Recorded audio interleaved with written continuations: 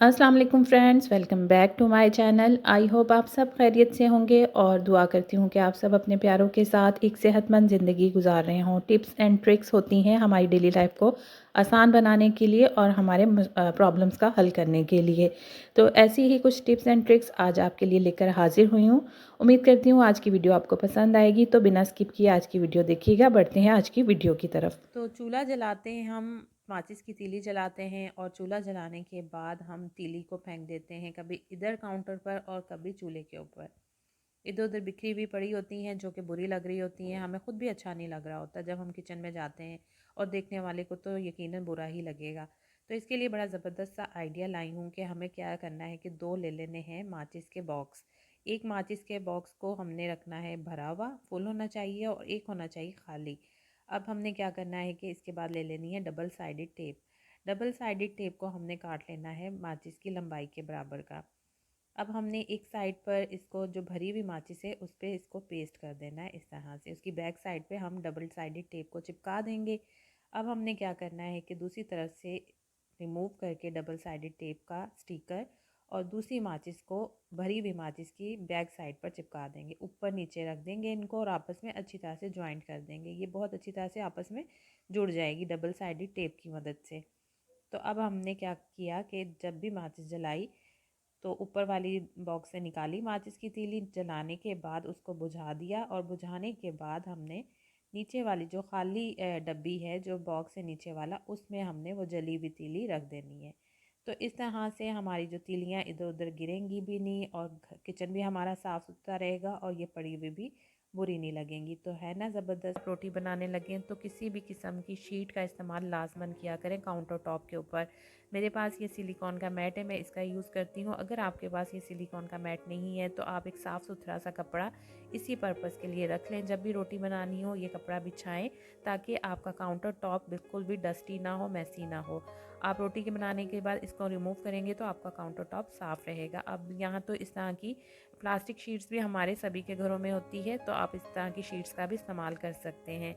मैं सिलिकॉन की शीट का इस्तेमाल करती हूँ इस तरह से रोटी बनाने के बाद, और जितना भी आटा गिरना होगा अब वो इस शीट के ऊपर गिरेगा, तो आराम से मैं इसको उठाऊंगी तो मेरे काउंटर टॉप पे किसी किस्म का भी आटा नहीं गिरा होगा, जिसकी वजह से मेरे काम में काफ़ी आसानी हो जाएगी। इस शीट को मैं आराम से वॉश करती हूँ, ईज़िली ये वॉश हो जाती है, और इसके बाद मैं इसको टैप के ऊपर ही थोड़ी देर के लिए लटक। का धुआं सेहत के लिए बहुत नुकसानदेह है और बहुत से लोग कोयल जलाना पसंद ही नहीं करते, लेकिन मजबूरी है, मच्छर बहुत ज़्यादा है, कोयल तो जलानी ही पड़ेगी चाहे हम थोड़ी देर के लिए ही इसे जलाएं।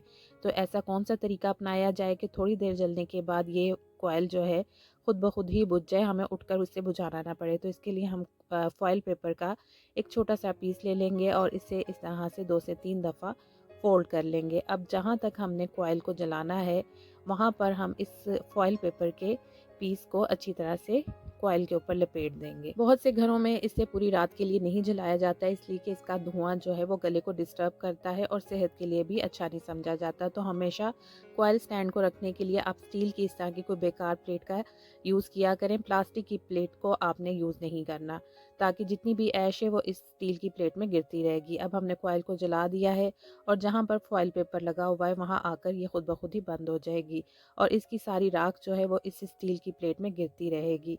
तो है ना ज़बरदस्त तरीका, तो आप भी इसको फॉलो कीजिएगा। मैं कभी कभी कुछ ऐसे जार्स भी होते हैं जिनकी लिड्स या तो कहीं खो जाती हैं या ख़राब हो जाती हैं या कहीं रख कर हम भूल जाते हैं, और इन जार्स को हमें फेंकने को भी दिल नहीं चाह रहा होता है, इसलिए कि ये काफ़ी अच्छी क्वालिटी के होते हैं। तो इसके लिए एक ज़बरदस्त सी ट्रिक मैं आपके साथ शेयर करूँगी कि हम सब के घरों में बलून्स तो होते ही हैं, बर्थडे पार्टीज़ वगैरह होती हैं तो उसके बाद कुछ बलून्स बच जाते हैं, वो तो घरों में पड़े ही होते हैं। तो आपने क्या करना है कि एक बलून लेकर उसको इस तरह से दरमियान में से कट कर लेना है।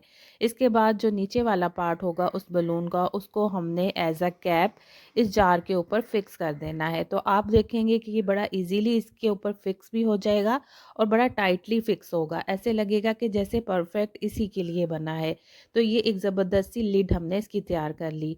अब ये जो ऊपर वाला पार्ट इस बलून का रह गया है, इसके लिए भी एक ज़बरदस्त सा आइडिया है कि इसको हम ज़ाया नहीं करेंगे, बल्कि इससे बनाएंगे हम रबर बैंड्स। जो कि डेली यूज़ में हमारे घरों में यूज़ में आ रही होती हैं और हम इधर-उधर रख कर भूल जाते हैं, तो वो भी कभी हमें नहीं मिलती। तो इस तरह से आप बलून्स को काट कर भी as a rubber band use कर सकते हैं। आप देख सकते हैं कि मैं इनके छोटे-छोटे पीसेज़ इस तरह कट कर रही हूँ और ये बड़े ज़बरदस्त से रबर बैंड्स हमारे तैयार हो रहे हैं। तो एक बलून के ऊपर वाले पार्ट से हम 5 से 6 रबर बैंड इजीली तैयार कर सकते हैं और बड़ी अच्छी क्वालिटी के रबर बैंड्स तैयार होते हैं। आप इनको जितना भी स्ट्रेच कर लेंगे बिल्कुल भी नहीं टूटते और हमारे काफ़ी अच्छे इस्तेमाल में आ जाते हैं। आप इनसे बच्चों की पोनियाँ भी बना सकते हैं, अपने बालों को भी सिक्योर कर सकते हैं इनकी मदद से। ये बिल्कुल भी नहीं ख़राब होते और किसी पैकेट को अगर आपने सील करना है एज़ अ रबर बैंड इसको यूज़ करना है तो उसके लिए भी बड़े ही काम की चीज़ है। तो आप भी इस तरह से घर में पड़े हुए बलून से इस तरह काम ले सकती हैं और आई होप आपको आज का ये आइडिया बड़ा पसंद आया होगा। आप इसको ट्राई कीजिएगा और मुझे कमेंट में ज़रूर बताइएगा कि आपको ये टिप कैसी लगी। तो बढ़